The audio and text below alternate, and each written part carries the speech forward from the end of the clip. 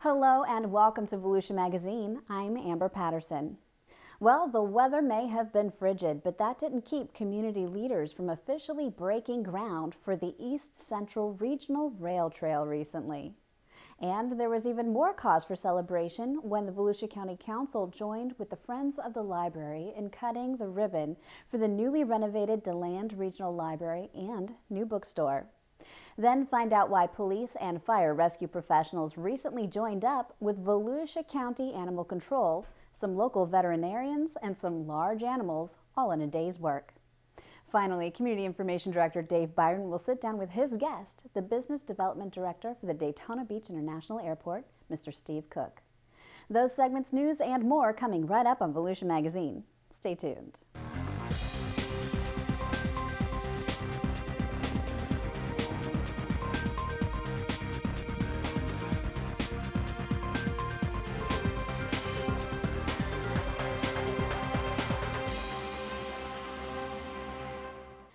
Community leaders and trail supporters braved chilly temperatures to celebrate two groundbreaking ceremonies for the East Central Regional Rail Trail. City officials joined Volusia County Council members in turning the first shovels of dirt for pedestrian bridges that will cross State Road 442 in Edgewater and State Road 415 in Osteen. The overpasses, which are funded by state grants, are under construction and should be complete in August. The County Council also welcomed U.S. Representative John Micah, a transportation advocate and supporter of Volusia County's trail system. County Council member Patricia Northey, a longtime proponent of trails, shared her enthusiasm with the crowd. It is truly a regional project. It is truly a statewide project. It's a statewide initiative. I'm excited about it. I think when it's all said and done, we're going to have a really, really good system in place. The 52-mile rail trail is being constructed along the longest abandoned rail line ever purchased in Florida. The state purchased the corridor from the Florida East Coast Railway in 2007 and turned it over to Volusia and Brevard counties for development and maintenance. When complete, the rail trail will stretch from Daytona to Edgewater with a 10-mile leg through Brevard County to Titusville. Deborah Denny's, the County Council representative for District 3, thanked the City of Edgewater for its support and also took part in the groundbreaking ceremony.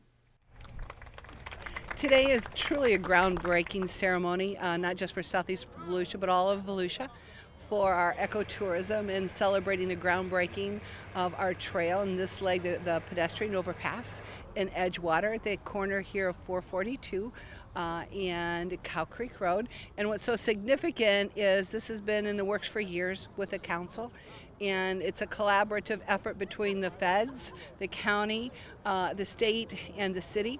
The rail trail is part of Volusia County's growing trail system, which also includes two trails along A1A that totaled nearly 10 miles, more than 35 miles of beach, and the Spring to Spring Trail in West Volusia County.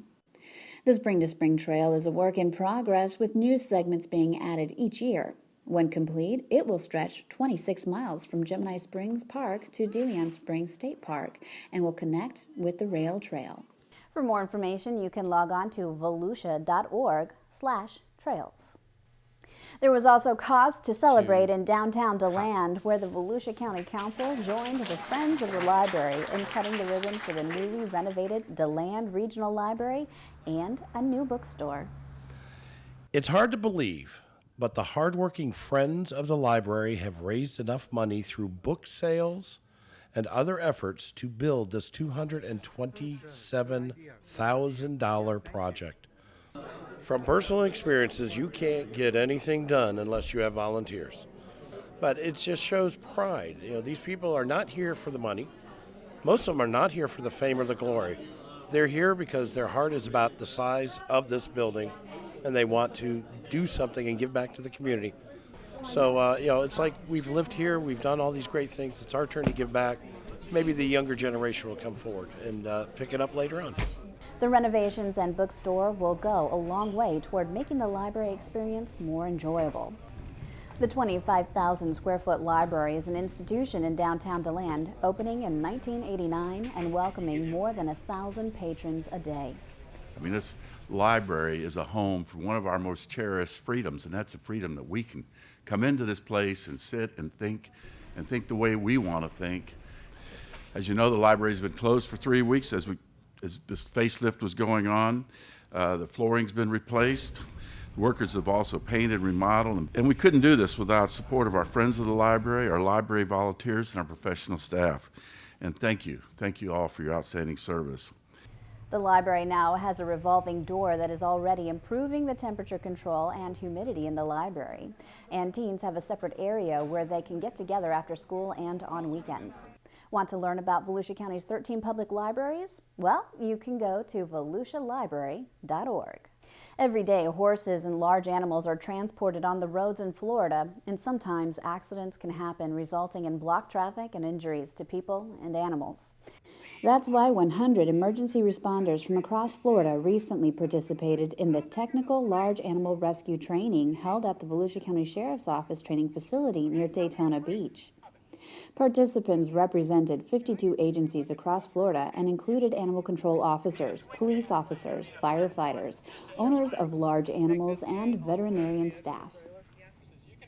The training was offered by Daytona State College School of Emergency Services. Partnering agencies included the Volusia County Sheriff's Office, Volusia County Emergency Management, Volusia County Animal Control, and Volusia County Fire Services Technical Rescue. The course instructor, Dr. Rebecca Jimenez, holds a PhD in animal physiology from Clemson University and has been a primary instructor on technical large animal rescue for 14 years. According to Dr. Rebecca Jimenez, if you own a large animal, it's your responsibility to have a plan in case of an emergency. Normally, what I tell people is if you own an animal, it is your responsibility, morally, legally, financially, in every way, for you to come up with a plan for your animal. And that means for evacuation, in the case of a wildfire, in the case of a hurricane, because it is not our job to come in and help you with your animal. You are responsible for it. You need to have a trailer, you need to have a plan.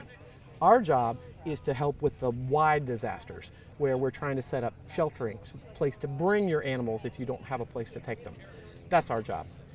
Using classroom lecture, demonstrations, and hands-on practical exercises with live animals, students learned how working together can help in the success of animal-related emergencies such as livestock trailer wrecks, water, and ground rescues. We haven't had this kind of training since 2001. Kind of was brainstorming it a little bit. I'm like, we need to get this training here because we have new people coming in that haven't been trained, and it works for everybody's benefit. The county's Animal Control Division assisted with much of the hands-on exercises involving animals. The course was funded through a grant from Volusia County Emergency Management. Hello, I'm Volusia County Sheriff Ben Johnson with an important public service announcement.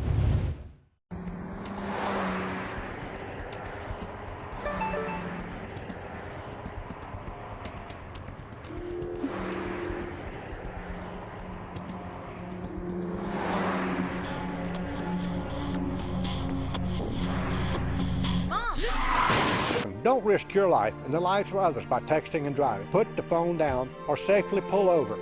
Looking down for 1 second is all it takes. Is it really worth it? The Marine Science Center in Ponce Inlet is a gateway to the marine world in Volusia County.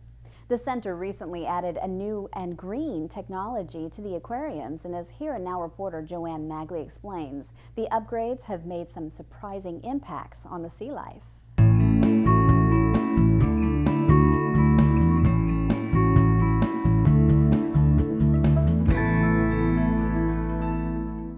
More than 82,000 visitors experienced the Marine Science Center last year, and while there's no doubt they enjoyed the up-close encounters with sea turtles, cow-nosed rays, and more than 15 different species of fish, they may not have noticed recent renovations with the aquariums. Chad McPhee is the curator of the live collection at the Marine Science Center and was behind a program that began in 2010 to switch out all of the fluorescent lighting to LED lighting. The fluorescent lighting that was in the artificial reef exhibit, it needed some major overhaul. The wiring was undersized, and some of the fluorescent lighting fixtures needed to be replaced. So I did some research on LED lightings and their use in aquariums, and I came up with a proposal to switch the fluorescent lights over to LED lights. Fluorescent lights have a useful life of about 8 to 12 months. This means that after this time, they lose their effective light spectrum and need to be replaced. If they are not replaced, they tend to grow more nuisance algae, lose their spectrum, and are not as effective for fish health. In the artificial reef exhibit, we were spending $1,400 per year to replace these lights. The useful life of LED lights are 10 to 11 years. And after 10 years, it would cost $3,400 to replace LED lights. That's between $10,000 and $11,000 in savings over a 10-year period. In addition to hard cost savings, the center also saves money when it comes to energy use. The old fluorescent lighting in the artificial reef used more than 3,400 watts of energy per hour. After switching to LED lighting, they cut the number of watts in half. Another benefit of the LED lights is that they emit less heat. They're about 100 degrees cooler than a traditional fluorescent bulb. But equally, if not more important than money savings, is the effect the LED lighting has had on the sea life. The corals in our exhibit, they rely on intense light because the corals have a symbiotic algae that lives inside of the coral. It provides sometimes up to 90% of that coral's nutrition. So not only are the LEDs lights brighter, but they also provide a much more natural spectrum of light that these corals use to grow. The staff can program the LED lights with a computer, so instead of the lights abruptly turning on and off, they actually dim up and down, replicating the sunrise and set. So what we've seen in the exhibit is some sexual reproduction of these corals that you don't see a lot in closed systems, and I think that this has a lot to do with the more natural lighting and also the time that the lights are able to dim up and dim down, which is able to reproduce a much more natural day and night effect. The moonlights also come on and they reproduce the moon rising as a full moon, and also the moon setting, which is very important to coral growth and coral reproduction. The Marine Science Center aquariums hold more than 20,000 gallons of water, and McPhee says they've been able to save water by using a special filtration system. Each one of our systems that utilizes a refugium, the water exits the exhibit and flows over a mechanical filtration. After it flows over the mechanical filtration, it flows over the refugium where this macroalgae grows. And a refugium is a place where we actually grow algae. We actually promote the macroalgae growth in these refugiums. And what this macroalgae does is it removes nutrients from the water before these nutrients get a chance to break down and foul up the water. So with the refugium, we promote algae growth. It eats the nutrients that would otherwise break down, and it allows us to do a lot less water changes, which saves us money and water. While it may be best known for its turtle and bird rehabilitation, the Marine Science Center has a number of exhibits that represent most of the marine environments in Volusia County, including the seagrass community where seahorses live, mangrove exhibits, and there's even an octopus habitat. For Volusia Here and Now, I'm Joanne Magley. For more information about the Marine Science Center, you can visit marinesciencecenter.com or you can call 386-304-5545. Time now to join urban and residential horticulturalist Joe Sewards of the University of Florida, Volusia County Extension for some tips and information you should know about citrus disease.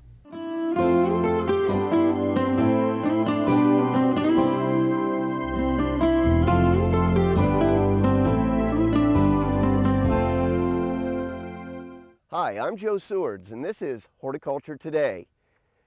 Today we're going to talk about all things citrus, and in the last couple of weeks we've been concerned about citrus, particularly the cold weather. We're also going to talk about some of the other issues that homeowners face with citrus trees. Citrus this time of the year is starting to come into ripeness and production, and a lot of people are worried about their citrus trees.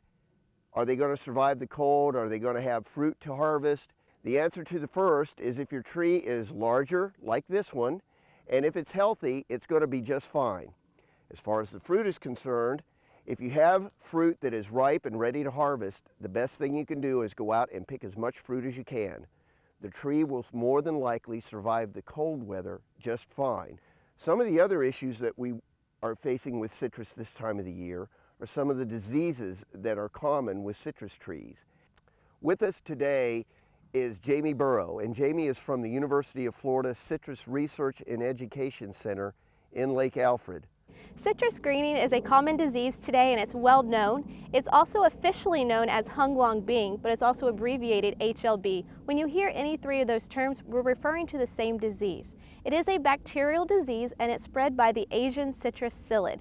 The insect is about the size of a flea, about 3 to 4 millimeters, and it is the vector or the insect that actually spreads the disease. Okay, so we know now what citrus greening is. What are some of the symptoms that homeowners can be on the lookout for to see if their trees have citrus greening? The best diagnostic symptom is the blotchy mottle symptom. The blotchy mottle symptom is an asymmetrical pattern across the midvein of the leaf, and the pattern will also be on the back side of the leaf. Yellow veins, vein corking are also symptoms of the leaf symptoms for citrus greening. As far as the fruit, it'll be small, lopsided, misshapen, and it doesn't color correctly either. And so if a homeowner finds a tree that is symptomatic of citrus greening, what are some of the things that they can do to preserve that tree, if anything? Unfortunately, once the tree has citrus greening, there's nothing they can do. There is no cure for citrus greening. You can go ahead and remove the tree because it's eventually going to become unproductive. Does it kill the tree? Eventually. How long does that take? It all depends on the size of the tree. A younger tree would die sooner because the bacteria has less area to move through compared to a larger tree, and the bacteria has more room to move through. It's a good idea to get rid of an infected tree so that you can help slow the spread of the disease. Yes, it is a good idea to remove the tree, and if you want to replant something, think about an alternative crop, peaches, blueberries, something else that you can put in its place. If you think you may have citrus greening, or even you have something else going wrong with your citrus tree, feel free to take it to your local extension office, and master gardeners and the extension agents would be glad to help you try to figure out what is wrong with your tree. And if they can't help you, they'll have the resources to find it out. Great information, Jamie. Thanks.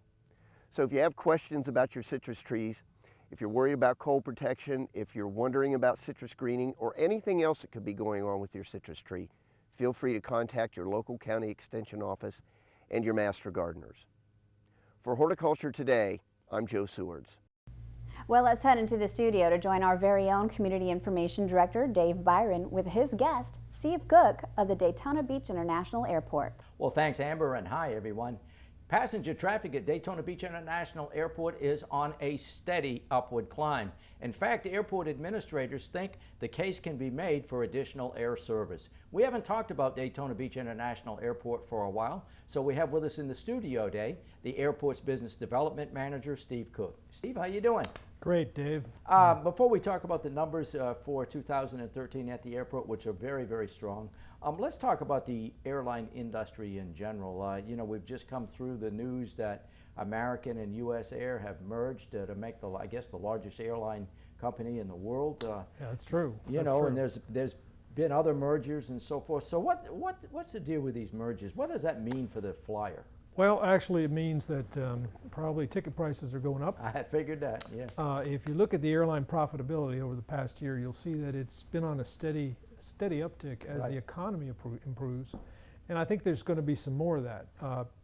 I don't think a whole lot more, because you can't charge an infinite price on an airline ticket or people aren't going to buy it. Mm-hmm. But the American thing is interesting. It's something the Justice Department did approve in the end. And you know, we've been talking to them as well. We actually had them down here in Daytona Beach about a week ago and had a good meeting with them about potential service to Dallas and maybe Miami. Right. And they're very receptive to this. They're actually looking at new things they can do. Mm-hmm. One of the problems with American and all mergers is they have to dovetail the two systems between U.S. Airways and American and make them work together. Right. That's always a difficult situation because the manuals are different, the parts are different, the things are everything is different in the way they do business, and so they have to go through a process of basically getting everybody on the same page, which could take a year or more. Wow. And now my understanding is the new airline is going to be called American Airlines. Yes, that it right? is. US Air, I guess, is going away. Going away, and has a new paint scheme. I wish I had a picture of it for you, but it's a gorgeous paint job, on the tail. So it's going to look really good, and you will see that plane in Daytona Beach in the near future. Steve, obviously, air service is a major mode of transportation across America. You hear reports from people that fly frequently that they seem to be experiencing what they consider to be kind of a general reduction in the number of seats in the air. Is that true? It's absolutely true. The airlines are doing what they call capacity discipline. Capacity discipline. Capacity discipline, which means they try not to offer more seats than they can sell. Right. And so if you look at the load factors, not just on our airlines, but all of them, you see them being very, very high. High 80s, 90s, those kinds of load factors. If you go back 20, 25 years, the airlines were happy with a 60% load factor. Wow. But you don't see that today. They're exercising this capacity discipline so that, the worst thing they can do is fly an empty seat, because that is their product. And once that seat flies and once it lands, that product is gone forever. So they're very concerned about being more efficient. Let's talk about Daytona Beach International Airport. As you wrapped up 2013, my understanding is you cracked the 600,000 passenger mark, which was something you haven't seen for several years. Many years. We haven't seen that since 2008. Right. And so we've been coming out of that process. The good news in 2009, 2010 was that Delta and US Airways put in larger aircraft with more seats. And what happened is people were buying those seats. And so we're seeing that process continue into 2014. So we are seeing some capacity upgrades at Daytona Beach for this year as well, which I think those seats are going to be filled as well. So it's going to be a good year. My understanding is, Steve, you and I were talking a while back, you and Airport Director Rick Carl were in Atlanta to call on Delta. Yes. And Delta, really is Daytona Beach's flagship carrier, the longest continuous carrier at your airport, and a very important carrier. My understanding from my conversation with you is Delta is solid in Daytona Beach. Absolutely solid. I mean, we try to do this at least once a year, sometimes twice a year. Right. Find out where we are, see if we can encourage some more service by Delta. But they have been here. Next September, it'll be 35 years. Continuous years that Delta has been our flagship carrier. So we may do something to celebrate that at that time, but the news was very positive with Delta. They're doing good. They're adding capacity. Making money, I guess. Making money. They can see the seats being filled. So we're very optimistic about Delta. They're very optimistic. So it's a good situation for the community and Delta. All right, so now the other flagship carrier, or the other mainline carrier you have, is US Air, and now we just talked about the fact that they've merged with American. What, if any, impact do you think that's going to have on US Air in Daytona Beach? I think it gives them more opportunities. I think they have a real opportunity with Dallas and possibly Miami. They have a kind of a hub triangle with Miami and Dallas, and up in the north, Charlotte. And so if you look in that triangle, we're kind of right in that triangle. And they always look at serving cities within the triangle of their hubs. Right. And so we're right in there. So it's a lot of opportunities, really, if we connect Dallas and Miami to serve a lot of different places. Right. From Daytona Beach through what's going to be the world's largest airline. Wow. So it's a good thing for us. We're going to keep pushing them and see what the opportunities are. See what we can do to have them serve, offer more flights and more service.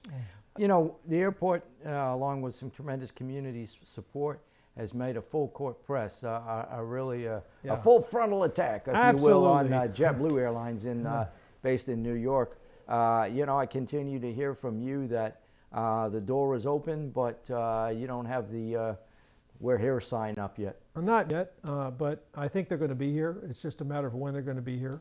We actually had a contingent of the business community go up there on January 22nd. And met with the right people and reiterate that our community is interested in this carrier. We'd like to see them serve here. We think they're going to be a raging success in Daytona Beach. So we're just going to keep carrying that message. We put a very attractive incentive package on the table with JetBlue, and I think we have a lot to offer them, and they have a lot to offer us. So hopefully that's going to come to fruition in 2014. A lot of New Yorkers in the Volusia, a lot of New Yorkers area. and people in the Northeast. I mean, Right. I come from Connecticut. you're up there in Maine somewhere. That's right. That's right. But if you just talk to the person next to you, you're going to see somebody from the Northeast. And New York would be a great market. Steve, one of the other things that I want to talk to you about is the fact that the airport is an enterprise fund. It's part of the county government budget, but you don't get property taxes out of the county budget, is my understanding. No, we're operated solely from the revenues we generate on the property, and we're always thinking about how we can do a better job with this, but we do not get tax revenues. We pay as we go. The revenues have improved as the economy has improved. If you go back to the recession of '08, we were into our reserves for several years. Now we're out of that, so we're back in the black last 2 to 3 years. So things are moving in the right directions. We still have a big bond issue that we're paying off out at the airport, and but overall the situation financially looks pretty good. Now, I also want to touch on the convenience factor at Daytona Beach International Airport. I almost chuckled when I read the story that TSA was going to offer expedited screening at Daytona Beach International Airport, because I don't know how much faster you can get through TSA, but really, I mean, that's a new feature. It is. It's not the full pre-check, but it's very similar. Under expedited, you don't have to take off your shoes, you don't take off your belt. You do have to take out your laptops. What we're trying to do is get the full pre-check at some point, and we've offered to actually pay for the check-in line, for TSA to actually accomplish that. But I was talking to TSA today about the performance of expedited screening. They're very pleased with it. Even the short lines that we have become even shorter. That's what I mean. And so they're very, very pleased with it. So, and we are too, because it just makes the airport that much more convenient. Well, Steve, I want to thank you for sharing the information. Obviously, things are going well at Daytona Beach International Airport. As you say, traffic is going like this month over month. I think probably the day will come, probably sooner than later, that you probably will be able to announce some additional air service. I believe it will, Dave, and so we're optimistic about that, and we're looking forward to a good year. Our guest today, Steve Cooke. He's the Business Development Manager at Daytona Beach International Airport. If you're thinking about flying, check the fares out of Daytona Beach. The website is flydaytonafirst.com. And with that, we'll go back to you, Amber. Thanks, Dave, and thank you too for watching Volusia Magazine. If you have any questions about the show, feel free to give us a call at any of the numbers you see listed here, or you can log on to volusia.org and click on the News tab at the top of the screen to find us. Incidentally, you can find the County Council's meeting calendar there too. You can use volusia.org to find out about meeting dates, workshops, topics of interest, activities, and how you can become involved. And we hope you won't forget to listen to Volusia Today.